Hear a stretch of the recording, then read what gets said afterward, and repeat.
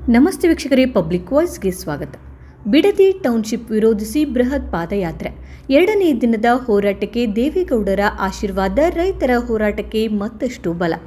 ರಾಮನಗರ ಜಿಲ್ಲೆಯ ರೈತರ ಹೋರಾಟಕ್ಕೆ ಇದೀಗ ಮತ್ತಷ್ಟು ಬಲ ಬಂದಿದೆ.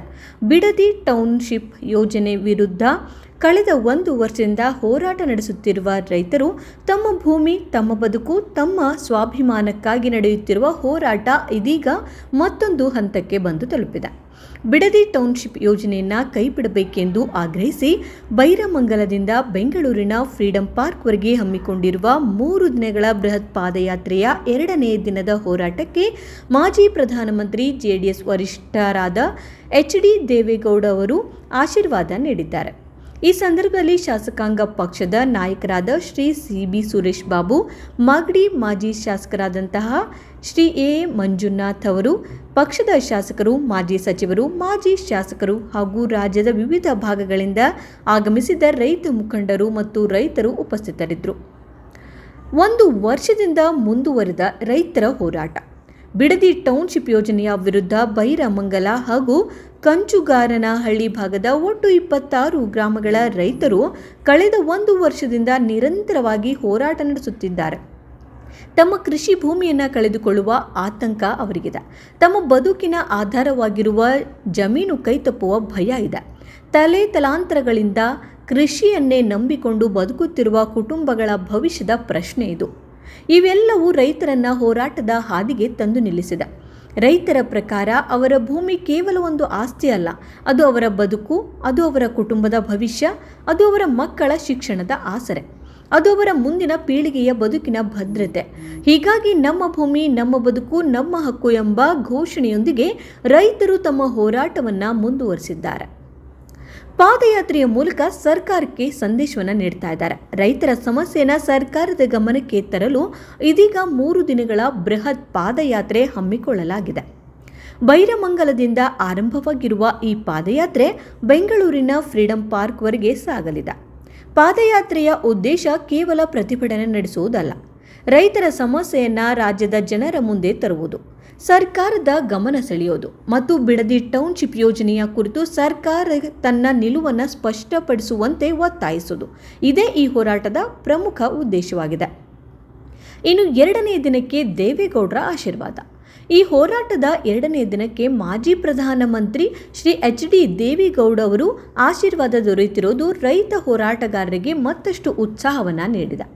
ದೇವೇಗೌಡರು ಹಲವು ದಶಕಗಳಿಂದ ರೈತರ ಸಮಸ್ಯೆ, ಕೃಷಿ ಮತ್ತು ಗ್ರಾಮೀಣ ಬದುಕಿನ ವಿಚಾರಗಳನ್ನು ರಾಜಕೀಯವಾಗಿ ಮುಂದಿಟ್ಟುಕೊಂಡು ಬಂದಿರುವ ನಾಯಕ. ಅಂತಹ ನಾಯಕರು ರೈತರ ಹೋರಾಟಕ್ಕೆ ಬೆಂಬಲ ನೀಡಿರುವುದು ಹೋರಾಟಗಾರರಲ್ಲಿ ಆತ್ಮವಿಶ್ವಾಸ ಹೆಚ್ಚಿಸಿದೆ.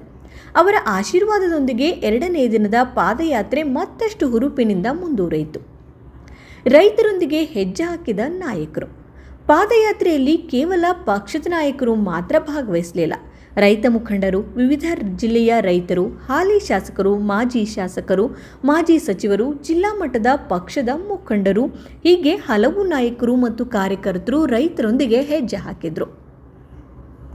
ರೈತರ ಸಮಸ್ಯೆ ಕೇವಲ ಒಂದು ಪ್ರದೇಶದ ಸಮಸ್ಯೆ ಅಲ್ಲ, ರೈತರ ಭೂಮಿ ಮತ್ತು ಕೃಷಿ ಉಳಿಸಬೇಕು ಎಂಬುದು ರಾಜ್ಯದ ಪ್ರತಿಯೊಬ್ಬ ರೈತನ ಭಾವನೆ ಎಂಬ ಸಂದೇಶವನ್ನು ಈ ಪಾದಯಾತ್ರೆ ನೀಡಿತು. ರೈತರ ಹೋರಾಟಕ್ಕೆ ಸರ್ಕಾರದ ಜಾಣ ಮೌನ. ರೈತರ ಹೋರಾಟ ಮುಂದುವರಿತಾ ಇದ್ರೂ ಕೂಡ ಸರ್ಕಾರ ಮಾತ್ರ ಈ ವಿಚಾರದಲ್ಲಿ ಜಾಣ ಮೌನ ವಹಿಸಿದೆ ಎಂದು ಹೋರಾಟಗಾರರು ಆರೋಪಿಸಿದ್ದಾರೆ.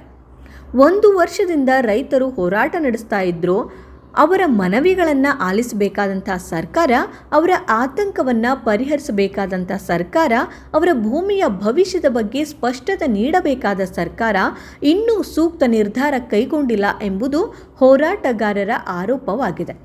ರೈತರು ಕೇಳುತ್ತಿರುವುದು ಒಂದೇ ಪ್ರಶ್ನೆ: ನಮ್ಮ ಭೂಮಿಯ ಬಗ್ಗೆ ನಮ್ಮನ್ನೇ ಕೇಳದೆ ನಿರ್ಧಾರ ತೆಗೆದುಕೊಳ್ಳೋದು ಹೇಗೆ ಅಂತ.